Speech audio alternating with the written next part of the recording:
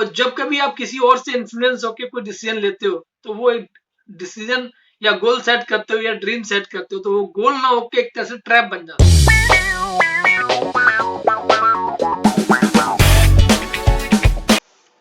Hello everyone, how are you? I hope you guys are doing fine. Well, and thank you very much to all of you from the bottom of my heart. और ऐसे प्यार आप मुझको देते रहिएगा। Life में decision making एक हमेशा से कॉम्प्लेक्स चीज रही है और कहीं ना कहीं हर किसी को कभी ना कभी कोई ना कोई डिसीजन हमेशा लेना पड़ता है। डिसीजन मेकिंग को लेके हमेशा लोग बाग असमंजस में रहते हैं।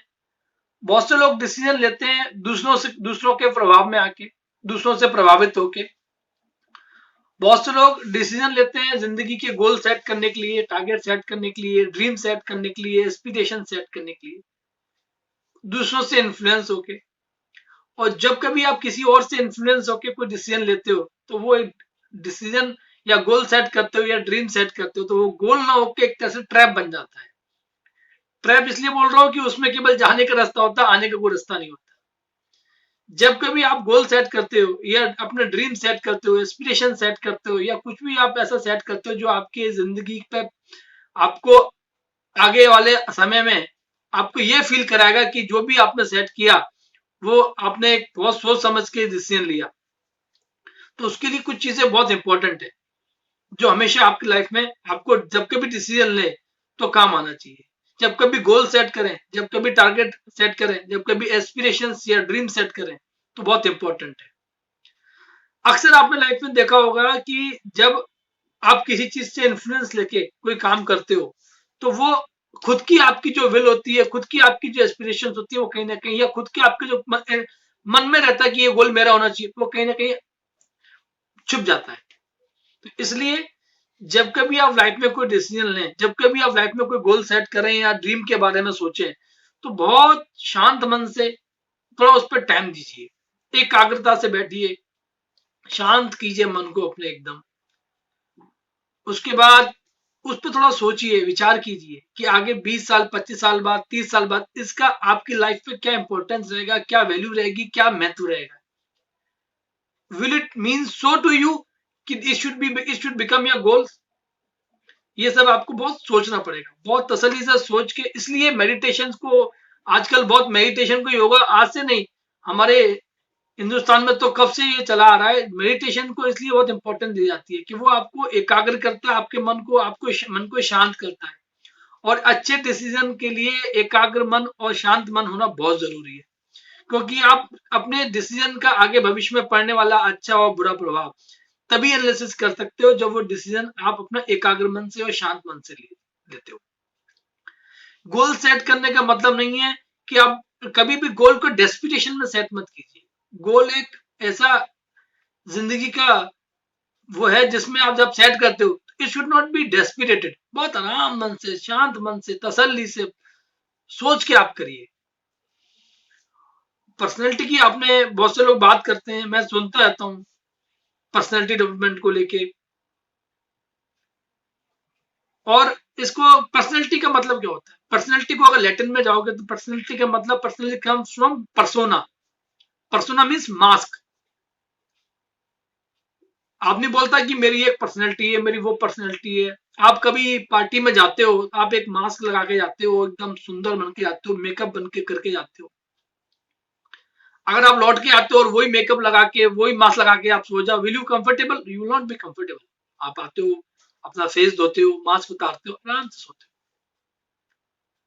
कई बार आपने थिएटर्स में देखा होगा, एक ही आदमी कई कैरेक्टर प्ले करता है, कभी किसी का, कभी किसी का। एक बार मास्क पहनता है, वो कैरेक्टर प्ले कर लिया, फिर दूसरा दोबारा मास्क पहनता है, फिर कैरेक्टर प्ले कर लिया, फिर दोबारा मास्क पहनता है, वो कैरेक्टर फेस कर लिया। करेक्ट है? वो ऐसे रोल प्ले करता है। अब ये मास्क जब आपके चेहरे पे चिपक जाता है, स्टिक हो जाता है ना, तो then it become a personality एक तरह से। तो पर्सनैलिटी को स्टिक नहीं होने देना है, ठीक है? कोई भी आप जाते हो, कोई भी काम करते हो, जब आप ऑफिस में रहते हो तो आपकी एक पर्सनैलिटी होती है, आप घर पे आते हो आप दूसरी तरह के आदमी बन जाते हो। अगर आप ऑफिस वाला ही पर्सनैलिटी घर पे ही आप चलाते रहोगे तो it will become more difficult to you to enjoy your life. तो इसलिए लाइफ में पर्सनैलिटी को लेके एक छोटी सी मैं आपको स्टोरी सुना देता हूँ। एक बार एक सेज था, पेड़ के नीचे बैठा हुआ था, है ना। राजा वहां से निकल रहे थे। जब राजा वहां से निकले तो राजा ने देखा, यार ये तो बड़ा मतलब नॉलेजेबल आदमी है और बहुत काम का व्यक्ति है, तो हमारे राज्यसभा में होना चाहिए, इसको तो मिनिस्टर होना चाहिए, क्योंकि ये दूसरों का भी भला करेगा, हमारे राज्यसभा में रहेगा। तो राजा ने उसको आके पूछा कि आप तो एक काम करो, हमारे संग चलिए आप, हम आपको चीफ मिनिस्टर बना देते हैं। तो राजा की बात सुन के बोला कि राजन ऐसा है, मैं आपके संग चल पड़ता हूँ, पर मेरी कुछ शर्तें हैं, आप उसको मान लीजिए। राजन ने कहा ठीक है, बताइए क्या शर्त है। बोला मेरे को आपके पैलेस में एक कमरा चाहिए 1 घंटे के लिए डेली, और लेकिन सब्जेक्ट टू द कंडीशन, उस कमरे में ना तो आप कोई एक्सप्लोर करेंगे, आपको ना तो कोई आपका आदमी एक्सप्लोर करेगा उस कमरे को, ना आप मेरे को उस कमरे के बारे में कोई भी पूछेंगे, ना जानने की कोशिश करेंगे, ना आपको कोई सिक्योरिटी एजेंट जाएगा, ना कोई आपका सीक्रेट एजेंट जाएगा उसमें। वो केवल कमरा 1 घंटे के लिए दिन में मेरे को चाहिए बस, और चाबी उसकी मेरे पास रहेगी। राजा ने कहा ठीक है, मुझे क्या तकलीफ, इतने सारे कमरे पैलेस में होते हैं, एक कमरा आपको दे देंगे। क्योंकि राजा को वो आदमी इतना पसंद आया था और नॉलेजेबल लगा, तो राजा उनको लेके चले गए, वो आदमी भी राजा के संग चला गया। जब वो वहां पे गए साहब, तो आपका दरबार स्टार्ट हो गया, रोज की सभाएं होने लगी।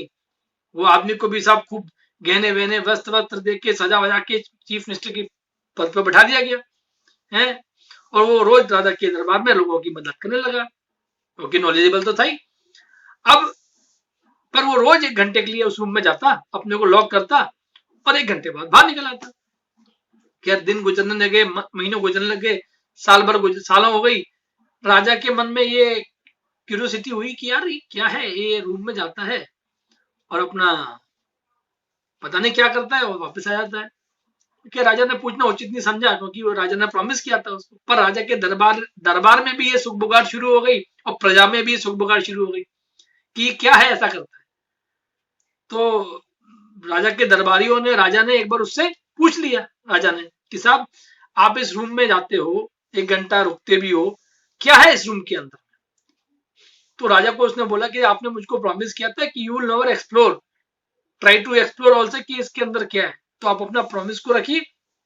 राजा ने कहा ठीक है, क्योंकि मैं प्रॉमिस किया हुआ था। राजा ने उसको कहा कि ठीक है, मुझको तो ये भैया रखना ही रखना है आदमी, मैं इसको परेशान नहीं करता। राजा ने बात छोड़ दी। पर राजा के दरबारी में जो और लोग थे, उनको नहीं ये सब चीजें समझ में आई। वो कहने लगे ये तो एनिमी का एजेंट है, ये ऐसा है, कहां से अचानक से आ गया, ये क्या करता है। उनकी क्यूरियोसिटी पर वो ब्रेक लगा नहीं सके। एक दिन वो आदमी बाहर गया था, तो उन्होंने क्या किया, उसका दरवाजा रूम को तोड़ के अंदर घुस गए। अंदर जाके घुसे तो अंदर जाके क्या देखते, रूम पूरा खाली पड़ा है, कुछ भी नहीं है।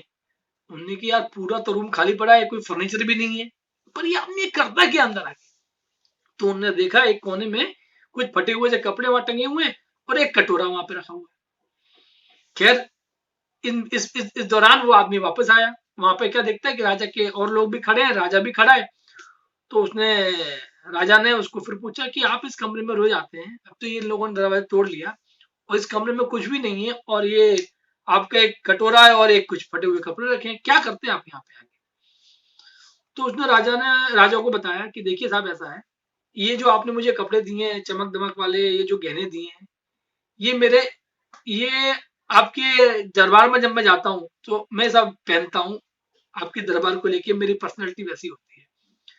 जब मैं इस कमरे में आता हूँ तो अपने लिए मैं 1 घंटा निकालता हूँ मेडिटेशन के लिए, और वो जो कपड़े फटे नीचे या जो भी हैं, वो जो मैं कटोरा हाथ में लेता हूँ, वो मेरी हकीकत को मैं जमीन पर रख के अपने को मेडिटेट करके समझ के जमीन से जुड़ के जो मेरी हकीकत है उस पर रहता हूँ, और वहां से मैं एकाग्र मन से अपने डिसीजंस को लेता हूँ और समझता हूँ, अपने को रिनोवेट करता हूँ।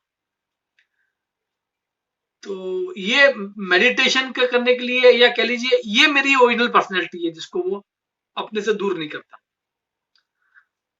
राजा को बात समझ में आ गई, और पावर ऑफ मेडिटेशन भी समझ में आ गई, और वो जो मास्क पहनता है दरबार में आने के लिए, एक तरह से मास्क कह सकते हैं उसको, वो जो रोल प्ले करता है, और वो जो अंदर रूम में आके अपने को 1 घंटा देता है, अपनी ओरिजिनलिटी, अपना मास्क उतार के जो बैठता है, वो जो रिलैक्स महसूस करता है, वो जो जमीन से जुड़ा हुआ महसूस करता है, जो एकाग्र मन अपने यहाँ पे आगे करता, फील आता होगा उसको, वो इसी रूम में आ सकता है। बहरहाल वो उसने राजा को बोला कि आपने अपना प्रॉमिस तोड़ दिया, अब मैं जा रहा हूं, नहीं लेफ्ट आउट। तो मैंने ये आपको स्टोरी इसलिए सुनाई कि पर्सनैलिटी डेवलपमेंट का आप जो है वो ही रहिए, ठीक है। अगर आप अपनी पर्सनैलिटी को डेवलप, पर्सनैलिटी का ओरिजिनलिटी जो आपकी होती है, स्टे विद दैट ओरिजिनलिटी, और आपसे लोग बाग प्यार करना अपने आप शुरू करेंगे। True your self, true towards the society.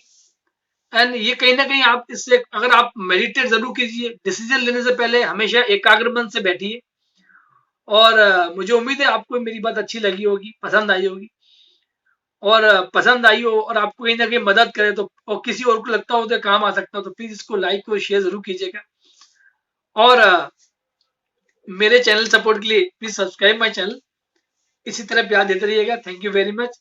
आज के लिए बस इतने ही दोस्तों। जय हिंद, जय भारत।